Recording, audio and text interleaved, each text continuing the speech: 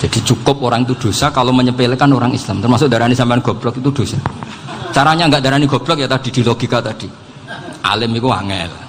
Ngendari angel itu pinter. Berarti wong bodoh pinter ya sudah gitu. Tapi tetap bodoh. Tapi ini satu cara untuk saya respect gitu. Coba orang yang ngaji tafsir saya banyak, mungkin ribuan. Itu sebetulnya mencintai Quran.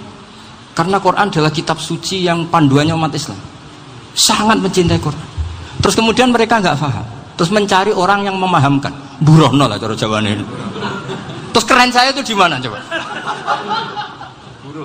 Lah terus mereka kurang ajarnya gini, kalau paham itu ya alhamdulillah paham. Kowe nak ngaji Gus Bae ngono tok. Tapi nek ora paham, ora nyalano akal ya. Mari Gus Bae nerangno cepet mulane gak paham. Ora kok nyalano teke sing lelet. Maksud kan Masya Allah, naudzubillah tenan. Sebetulnya tingkat kurang ajarnya tinggi Gus sebenarnya. Jadi kalau nggak paham itu kadang nggak nyalahno uteke. Kayak mau misalnya, mau mari mikir aja jelas. Padahal misalnya jelas orang mesti paham, bodoh. Paham? Jadi kata Sayyid Abdul Haddad, innama azzamu Allah. Sebenarnya mereka itu sangat menghormati Allah. Makanya kita nggak perlu mengatakan wasilah itu kafir, nggak akan. Karena orang tawasul sama Rasulullah itu ingin dapat ridhonya Allah lewat orang yang dicintai Allah. Kita mencintai wali sebenarnya, wah itu kekasih Allah. Kita mencintai itu karena mencintai Allah. Sama seperti gini, kamu mencintai kangkung apa enggak? Sebenarnya sama sekali enggak. Tapi kamu ingin sehat, ada asupan gizi. Kamu ingin tubuh kamu sehat, butuh asupan gizi. Kemudian kamu makan kangkung. Apa terus kamu cinta kangkung? Kan enggak. Cinta kesehatan kamu sama. Orang yang mencintai saya sebenarnya ingin kepuasan rohani. Saya kan termasuk kiai yang torekonya gampang. Ini swarga kan akhirnya penggemarnya banyak. Coba kalau kamu neraka. Jadi sebetulnya Anda mencintai kepuasan Anda sendiri. Nah, saya ini korban.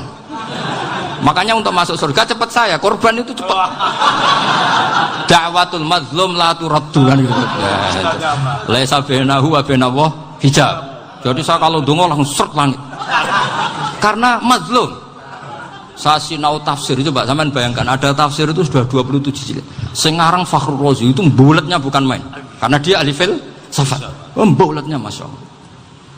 Sudah gitu sinau Jalalain kadang dikomen oleh Sawi. Sudah kita percaya Jalalain jebule dibuli Sawi. Percaya Sawi dikandani, "Oh iku Maliki Rasafi." Oh, ribet. Sudah gitu sinau Qurtubi, sinau tafsir Tabari itu susahnya. Belinya susah, belajarnya susah. Padahal saya punya keluarga, punya istri, punya anak. Bayangkan kalau istri saya rewel kayak istri sampai. Wah itu. Tapi alhamdulillah enggak. Sama sekali enggak. Allah sudah memilihkan, wah ini bahaya kalau punya istri rewel. Imam Sibawai itu kitabnya banyak, tapi yang terbukukan hanya kitab Sibawai. Karena beliau kalau sudah belajar lupa istri. Hanya pas beliau di pasar, kitabnya dibakar semua sama istrinya. Karena dianggap saingannya. Ternyata yang dicerai tidak kitabnya, malah istrinya. Itu Imam siapa? Sibawai. Tapi alhamdulillah kitab saya nggak terbakar, aman.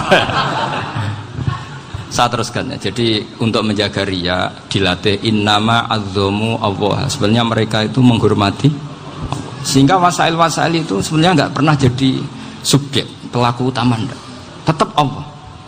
Sebab itu kata Sayyid Muhammad, kamu kok mengatakan wasilah itu kafir itu gimana? Ketika innallaha qad ba'atsa lakum taluta malika. Talut itu ya manusia. PD-nya itu apa? Inna ayata mulkihi ayyatiyakumut tabut fihi sakinatum mir rabbikum wa baqiyatum mimma taraka alu Musa wa alu Haruna tahmiluhul malaikah. Jadi beliau PD itu kalau bawa sunduk semacam peti sakti, sing di situ ada baqiyatum mimma taraka alu Musa wa alu Haruna tahmiluhul malaikah. Ya kayak semacam jimat. Tapi saya bukan mensyariatkan jimat enggak, karena nanti banyak penjual yang pembohong juga gitu loh. Cuma cerita, kamu tidak usah mengatakan kafir. Dulu Talut PD-nya kalau bawa sunduk semacam peti kesaktian yang di situ ada baqiyatum mimma taraka alu Musa wa alu Haruna tahmiluhul malaika. Sehingga Khalid bin Walid meskipun beliau sahabat dan menyaksikan wajah Rasulullah SAW, itu bawa sya'aratun min sya'aratihi Rasulullah SAW, bawa rambutnya Nabi. Perang kemana-mana itu diletakkan di pecinya. Nanti sama tanya lagi, masa pakai peci Khalid bin Walid ini? Wah panjang, sampai itu repot. Sampai tak warai ngaji usul fikih. Usul fikih itu kalau ngaji itu ada istilah tangkihul manat. Ini mesti ini wilayah yang kita bisa berdebat sama Mbah Firjon. Dulu itu musuh saya karena saya makili Anwar, beliau makili Peloso. Tapi tahu-tahu kalah tua terus saya mengundurkan diri. Di fikih itu ada istilah, ada tangkihul manat, ada tahqiqul manat, ada tangkihul manat. Tangkih itu kira-kira gini, lafadz hadis itu dibuang sekian untuk tahu bahwa itu madarul hukmi. Misalnya gini, tak beri contoh paling gampang. Sama harus paham, kalau nggak paham nggak pinter-pinter. Ja'a a'rabiyun ila Rasulillah sallallahu alaihi wasallam. Ya karena ini menghormati Mbah Ahmad Siddiq, saya orang alim, jadi ngaji ini tetap ada suasana alim. Ya harus ada suasana alim. Nggak perlu jadi orang alim tadi, susah. Sudah ngedari susah itu pintar. Sudah itu aja. Jadi orang alim susah, ngedari barang susah pintar. Berarti orang tidak alim pintar. Nah, meskipun tetap sudah itu pegangi sampai mati nanti. Loh, jadi orang alim itu repot. Itu kata Imam Ghazali, kalau orang alim kalau mau masuk surga itu sama Allah nggak boleh. Kif, kamu nggak boleh langsung masuk surga. Coba cari umat kamu, syafaati dulu. Nah, saya takut nyari sampean nggak bisa kembali. Saya tidak punya rencana itu. Pokoknya mau masuk. Boleh sampean kuaduan balik raroh dewe, wah repot nanti saya. Berat jadi orang alim itu berat. Ya saya teruskan ya. Ada tangkihul manat. Ja'a a'rabiyun ila Rasulillah sallallahu alaihi wasallam. Faqala ahlaktu wa ma ahlakaka qal waqa'tu imraati fi nahari Ramadan. Ya sinan kita, saya ini rusak ya Rasulullah. Kenapa? Karena saya menjima istri saya fi nahari Ramadan. Terus kata Nabi, kamu harus bayar kafarah. Napa Nabi kafarah? Puasa 2 bulan. Wong baru 1 hari aja terjadi gitu kok disuruh puasa 2 bulan. Ya tidak kuat ya Rasulullah. Baru berapa hari saya puasa aja kecelakaan seperti itu. Apalagi kalau sampai 2 bulan. Tidak ya Rasulullah. Ya sudah kalau gitu kamu pertama ngasih makan apa? Itqu raqabah kan, pertama merdekakan budak. Tapi kan sekarang nggak ada budak makanya terus sekarang langsung puasa. Wah ini nggak bisa semua. Ya sudah ngasih makan orang 60. Kasihkan siapa ya Rasul? Ya orang fakir. Saya ini paling fakir. Di kampung saya ini orang paling fakir. Jadi mulai dulu orang fakir itu hubungan suami istri itu paling lancar mulai dulu. Makanya orang fakir itu anaknya banyak karena hiburannya hanya itu. Wong Ramadan aja. Coba mau ke ATM nggak punya uang, mau antri di bank nggak punya, mau apa coba? Itu mulai dulu. Ini sanatnya mutasil. Wah, akhirnya sudah sanksinya kan tadi ya itqu raqabah atau puasa 2 bulan berturut-turut atau ngasih makan 60 orang miskin.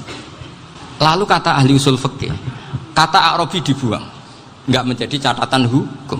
Orang kota pun kalau melakukan itu juga kena sanksi yang sama. Imro'atau juga dibuang. Andai kan itu dilakukan untuk amatnya juga ketentuannya sama.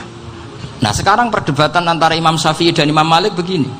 Sekarang pertanyaan gini, jima istri itu hukumnya boleh apa haram? Boleh kan? Lalu kalau ada orang tanpa udzur kemudian makan siang-siang, cara Imam Malik hukumnya sama, harus kena sanksi yang sama. Karena sama-sama hadku hurmati Ramadan bi ghairi udzrin syar'iyyin. Sama-sama merusak hukum Ramadan tanpa udzur syar'. Lu jima itu tidak zina. Kan hukumnya jaiz. Nah, sekarang makan hukumnya jaiz, harusnya juga kena ketentuan yang sama. Cara pikirannya Imam Malik. Nah, alhamdulillah Imam Syafi'i gak setuju. Wah, cara setuju repot. Bahkan orang-orang Syafi'i sudah punya khilaf, kalau gitu minum dulu. Iya, biar gak kena. Iya, biar iftarnya pakai minum. Setelah minum baru jima kan. Ya. Ini sudah menyiapkan khilafnya. Ini khas Syafi'i ini, bongsong rekayasa hukum. Nanti bisa belajar jauh cara ngakali hukum. Makanya guyonan yang masyhur Gus Dur itu gitu. Ada seorang kiai atau Gus lah, ya punya salah, namanya manusia kan punya salah, entah cangkruk entah apa, pokoknya punya salah. Ada wartawan yang ngiranya semua kiai itu orang suci, sehingga tanya sama Gus Dur, Gus itu ada kiai kok ya pokoknya salah lah gitu. Tapi jangan bayangkan dosa besar, enggak, kecil-kecil aja. Itu gimana itu, padahal kiai kan orang suci. Jawabnya Gus Dur lucu, ya justru yang boleh salah itu para kiai, kalau kamu nggak boleh. Loh, kok bisa Gus? Karena mereka tahu caranya tobat. Repot. Kalau kamu nggak tahu caranya, sama pelanggaran hukum itu ya harus pakar-pakar hukum. Ya. Itu yang tahu caranya rekayasa. Kalau kamu ya kena pasal kan ya. Jadi kamu jangan niru saya ini punya sekian cara. Jadi kamu jangan niru saya ini punya sekian cara untuk kembali. Nah, itu namanya khilah. Makanya kata Sayyid Muhammad, kamu tidak usah anti khilah. Karena Abu Hanifah itu membolehkan khilah, kitabul khiyal. Yang penting kamu soleh dulu. Setelah soleh nanti Allah maklumi. Soleh dulu, syaratnya soleh dulu. Kalau tidak soleh jangan. Contohnya gini, ada orang mau puasa lemes sekali, mau makan. Gampang. Kalau langsung makan kan kayak hadku hormati Ramadan biwari udrin sarian. Aku langsung mau jembera sowan Mbah Firjon. Sudah status saya apa? Musafir. Ya, sudah berangkat aja sampai Tuban makan. Nanti kalau nggak jadi ya nggak apa-apa sudah. Kan mulai pergi sudah musafir. Saya tidak tahu nanti malaikat tertarik gebuki nggak tahu. Tapi itu ada khilahnya. Asal soleh. Karena kata Sayyid Muhammad dan semua kitab mengatakan itu. Kalau sama nggak tahu ya kebablasan. Nabi Ayub, yang nabi yang terkenal gudikan itu siapa? Ayub ya. Nah, itu yang Israiliyatnya kan seru. Gudikan dikukur bek kreweng itu terlalu lah kalau itu. Untuk kreweng konti, ning Arab ora ono kreweng itu sudah masalah itu. Singkat cerita, Nabi Ayub ketika diasingkan kaumnya itu kan nggak punya sumber makanan. Lah orang lelaki itu mulai dulu egois. Istrinya Nabi Ayub itu cantik sekali. Udah cantik, rambutnya bagus. Makanya kamu nggak usah tanya kenapa istrinya kayak banyak yang cantik. Ya, nah warasatul anbiya nggak boleh gitu. Kalau nggak cantik ya warasatul anbiya dari segi balak. Istrinya Nabi itu semuanya cantik. Nggak usah tanya sebabnya apa, pokoknya gitu, semuanya cantik. Singkat cerita, beberapa kali istrinya Nabi Ayub itu kerja demi bisa nafkahi Nabi siapa? Suatu saat itu tidak ada pekerjaan yang cukup untuk beli roti. Satu-satunya peluang dapat rezeki itu putrinya raja itu rambutnya berondoli. Terus ada sayembara siapa yang rambutnya bagus mau dibeli. Sampai rambutnya istrinya Nabi Ayub itu dijual. Nabi Ayub tersinggung karena itu mengurangi kecantikan. Jadi lelaki mulai dulu gitu. Udah nggak urun kalau istrinya nggak cantik itu komplain. Itu khasnya lelaki. Jadi kalau kamu gitu ada sanadnya juga, tenang saja ya. Komplain ya pegawaian itu. Saking mangkelnya Nabi Ayub terus ngendikan la adriban naki mi'ata sautin. Kamu akan saya pukuli dengan mi'ata sautin atau dengan 100 cambukan. Atau mi'ata dikhtin atau mi'ata apalah sesuai konteks zaman itu. Engko namuni pecut tuku konti kok ribet lagi. Singkat cerita akhirnya ketahuan bahwa istrinya menjual itu demi Nabi Ayub. Allah nggak ridho kalau kekasihnya yaitu istrinya Nabi Ayub wis perjuangan kayak gitu malah kena hukuman. Tapi Allah juga nggak ingin kekasihnya yang bernama Ayub melanggar sumpah. Padahal beliau sudah sumpah, wallahi demi Allah nanti tak pukul dengan 100 kali. 100 kali dengan lidi lah misalnya, contoh yang gampang tuh lidi. Akhirnya sama Allah dikasih satu solusi. Wa khud biyadika dikhtan fadrib bihi wala tahnas. Ya sudah, lidi itu ikat jumlahnya 100. Terus pukul sekali saja. Anggap saja sudah 100. Iku pangeran sing wari ngakali ngono iku pangeran. Tapi syaratnya soleh. Syaratnya soleh. Jadi kalau kamu anti khilaf berarti anti ajarannya Allah di ayat itu. Wa khud biyadika dikhtan fadrib bihi wala tahnas. Itu dulu ada, ini cerita di Ithaf, ini cerita terakhir, ini sudah, sama jangan nama sudah. Terus pengumuman tadi, yang nggak pernah sepuh ngutang saya itu haram tadi. Karena tadi saya punya kewajiban di rumah yang bisa menggugurkan ya kewajiban yang lebih besar. Lebih besar itu ya tadi, bisa pernah guru, pernah sepuh, yang jelas nggak umur.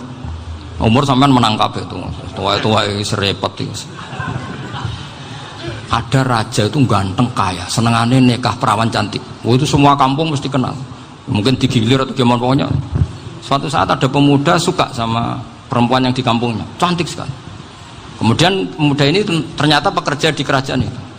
Tiap hari ditanya, wah itu yang di kamu yang cantik siapa? Mau saya nikahin gini. Wah bahaya ini saingannya raja. Jadi yang dibidik pemuda tadi itu saingannya. Si raja ini orang yang namanya raja kan gengsinya tinggi. Kaifatan kihuha wa qad ra'aitu qad qabbalaha rajulun. Kobok nikahi, saya itu pernah melihat dicium lelaki.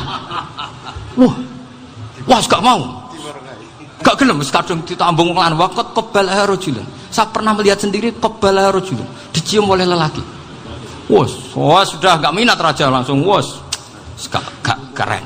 Suatu saat pemuda tadi nikahi perempuan itu. Rajanya marah-marah, kamu laki gak punya harga diri gini. Gak punya selera, gak punya harga diri, sudah pernah dicium orang kok tetap dinikah. Terus bilang ke raja, ta'rif manir rajul, laki itu siapa? Abuha. Kamu tahu lelaki itu siapa? Sopo? Abuha. Bapaknya. Saya kan hanya bilang rajulun. Pernah dicium lelaki. Lah pikirannya raja lelaki kue-kue ngene iki. Tapi butuh canom mau raja ben gak sida itu aja tuh. Baru kayak digulirkan gitu wakot kebalah rajulun. Wah enggak mau.